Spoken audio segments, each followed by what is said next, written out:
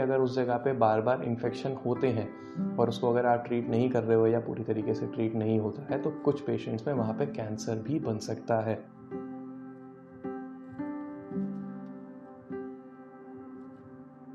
Good morning friends, मेरा नाम doctor Amit Bansal है। आज हम बात करेंगे फाइमोसिस और उसका ट्रीटमेंट सर्कमसिजन के बारे में। अब फाइमोसिस होता क्या है?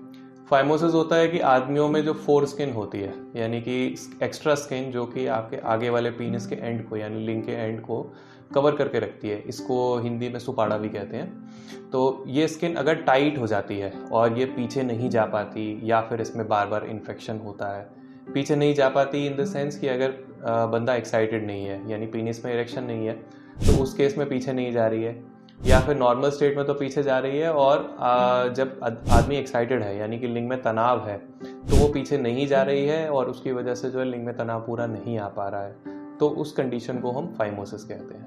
अब फाइमोसिस का जो है एक ही इलाज होता है, वो होता है सर्कमसिजन।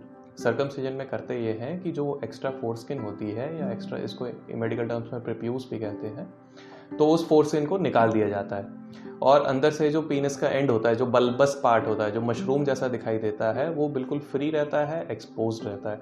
ये बिल्कुल उस तरीके से है जैसे सबने कभी ना कभी हुडेड जैकेट पहनी होगी, वो जैकेट जिसमें कि टोपी होती है ऊपर। तो ये बिल्कुल ऐसा है कि जैसे आपने जो है उस जो एक्स्ट्रा टोपी है जैकेट के ऊपर से हटा दी। इसके अंदर से जो अंदर वाला पार्ट होता है, जो बल्बस पार्ट होता है, वो एक्सपोज हो जाता है।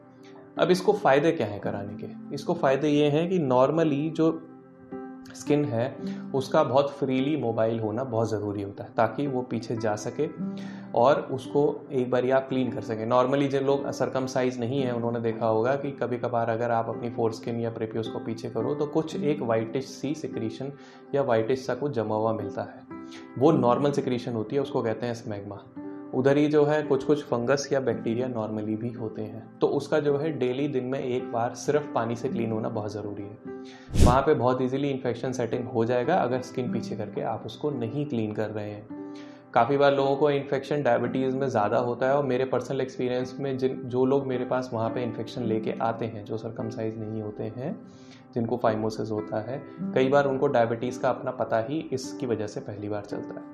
सर्कमसिजन का जो ऑपरेशन होता है वो बहुत सिंपल है। हमारे मुस्लिम भाइयों में तो ये पता नहीं कितनी ही सदियों से होता चला आ रहा है। इसको ऑपरेशन को या तो कन्वेंशनल तरीके से करते हैं यानी कि सीजर से और टाँकों से वो टाँके लगा दिए जाते हैं, डिजॉल्वेबल होते हैं, और या फिर आजकल जो चलन है वो है स्टेपलर सर्कमसिजन का। सेम ही प्रोसेस को एक डिवाइस के थ्रू कर दिया जाता है। जो कॉस्मेटिक रिजल्ट है, अगर आप दोनों को सही तरीके से करते हो तो कॉस्मेटिक रिजल्ट दोनों का सेम आता है, लेकिन जो स्टेपलर सर्कमसिजन है उससे थोड़ा सा ब्लीडिंग कम होती है, वो प्रोसीजर फास्ट होता है और आप जल्दी घर जा सकते हैं। आजकल जो है बहुत ज़्यादा टीवी पे और एडवर्टीजमेंट्स में और सोशल मीडिया पे लेज़र सर्कमसिजन के बारे में बात होती है कि लेज़र सर्कमसिजन आप करा सकते हैं, बहुत फास्ट है। हमारा पर्सनल एक्सपीरियंस ये कहता है कि लेज़र सर्कमसिजन पूरी तरीके से बकवास है।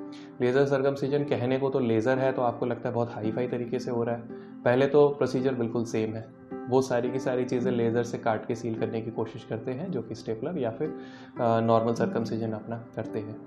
लेकिन हमने देखा काफ़ी सारे पेशेंट्स हमारे पास ऐसे भी आते हैं जो कि 10 दिन बाद लेकर के आते हैं कि सर ज़ख्म खुल गया, अब क्या करें।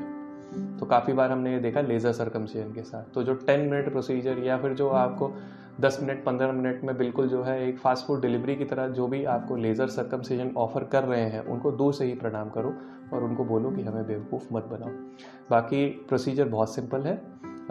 जो सर्कमसिजन प्रोसीजर है या तो ट्रेडिशनल कन्वेंशनल तरीके वाला या फिर स्टेपलर सर्कमसिजन, ये दोनों ही लोकल एनेस्थीसिया में किए जा सकते हैं। पेनिस जो होती है उसके लिंग जो होता है उसके बेस पे उसकी नसें होती हैं, वहाँ पे 2 टीके लगा के उनको सुन कर दिया जाता है। आप पूरी प्रोसेस के दौरान जो है जागे हुए रहते हैं, तो क्योंकि आप जागे हुए हैं तो आपको ये तो पता चलेगा कि कोई आपके प्राइवेट पार्ट्स को टच कर रहा है, लेकिन आपको दर्द महसूस नहीं होता। बड़ी लॉजिकल सी बात है कि अगर आपको दर्द महसूस होगा तो डॉक्टर ठीक से ऑपरेट कर ही नहीं पाएगा, क्योंकि आप उसे करने ही नहीं दोगे। तो हम भी ये लोग चाहते हैं कि ऑपरेट करते समय पेशेंट पूरी तरीके से कंफर्टेबल हो। आमतौर पे जैसे मैं ऑपरेट करता हूँ तो हमारे मरीज जो है सुबह ब्रेकफास्ट करके आते हैं, अपना खाना पीना खा करके आते हैं, हॉस्पिटल में एडमिट होता है, प्रोसीजर कराने के लगभग 1 घंटे बाद वो घर चले जाते हैं। सर्कमसिजन के जहाँ पे जो इंसिजन साइट होती है, जहाँ पे कट लगा होता है या जहाँ पे स्टेपलर की पिंस होती है, वहाँ पे आपको 24 to 48 आवर्स के लिए ड्रेसिंग की ज़रूरत रहती है। और उसके बाद जो है उसको हटा देते हैं। उस पर किसी तरीके की कोई ड्रेसिंग की ज़रूरत नहीं है, उस पर हम थोड़े टाइम के लिए लगाने के लिए एंटीबायोटिक ऑइंटमेंट ज़रूर देते हैं, लेकिन हमारी समझ में प्रोसीजर कराने के सेम डे या नेक्स्ट डे से आप अपने सारे काम कर सकते हैं और उसमें किसी तरीके की लाइफस्टाइल में कोई चेंज करने की ज़रूरत नहीं है। हाँ, ये ज़रूर है कि सेक्सुअल इंटरकोर्स हम 1 महीने के लिए जो है पेशेंट को मना करते हैं कि आप मत करो, क्योंकि पेशेंट को ऑब्वियसली पेन होगा तो वो कर नहीं पाएंगे। तो ये बहुत ही सिंपल चीज़ है। लेकिन फाइमोसिस को लेकर के कभी भी आप ऐसा मत बैठना कि मैं इसको धीरे धीरे तेल लगा के मैं स्ट्रेच कर लूँगा तो ये जो है बेटर हो जाएगा।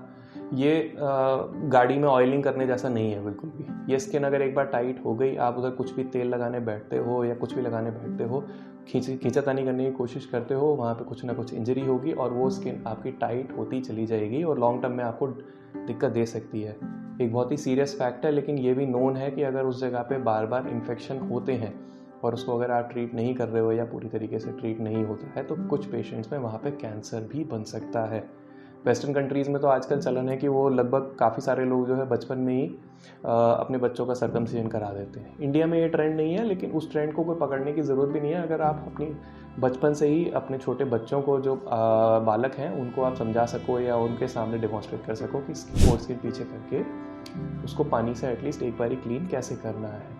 लेकिन फिर भी अगर फाइमोसिस की प्रॉब्लम डेवलप हो रही है तो बेटर है आप उसको जल्दी इलाज करा लो, बजाय इसके कि बार बार इन्फेक्शन हो और उसके बाद आपको इलाज कराना पड़े।